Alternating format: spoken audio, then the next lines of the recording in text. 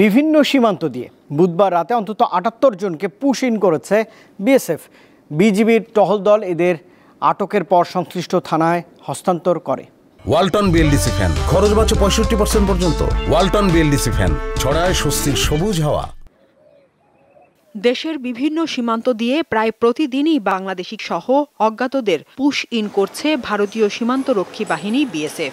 বৃহস্পতিবার ভোর ৪টায় কুমিল্লা সদর উপজেলার গোলাবাড়ি সীমান্ত দিয়ে নারী ও শিশুসহ ১৩ জন বাংলাদেশিকে পুশ ইন করে বিএসএফ। এদের মধ্যে পুরুষ ৩ জন, নারী ৩ জন এবং ৭ জন শিশু রয়েছে।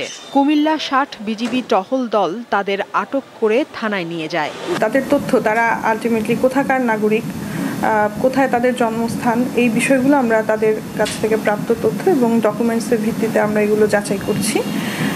যাচাই অন্তে আসলে বলা যাবে যে তাদের বিষয়ে আইনগত পরবর্তী পদক্ষেপটা কি হবে।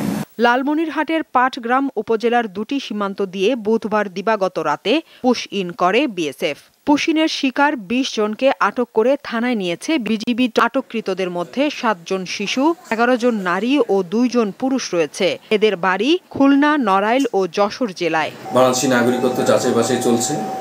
যাচাই বাছাই শেষে তাদেরকে তাদের পরিবারের কাছে ঊর্ধ্বতন কর্তৃপক্ষের নির্দেশক্রমে হস্তান্তর করা হবে। আইনগত ব্যবস্থা প্রক্রিয়াধীন। বৃহস্পতিবার ভোরে ফেনীর ছাগলনাইয়া ও ফুলগাজী উপজেলার সীমান্ত পথে ৬টি পরিবারের ২৪ জনকে পুশ ইন করে বিএসএফ। এদের মধ্যে পুরুষ ৬ জন, নারী ৫ জন ও ১৩ জন শিশু রয়েছে। এদের সবার বাড়ি কুড়িগ্রামে। এদিকে পঞ্চগড়ে সীমান্ত দিয়ে ২১ জনকে পুশ ইন করেছে বিএসএফ। এদের মধ্যে ৬ জন নারী, ২ জন পুরুষ ও ১৩ জন শিশু। দীপ্ত বার্তা কক্ষ।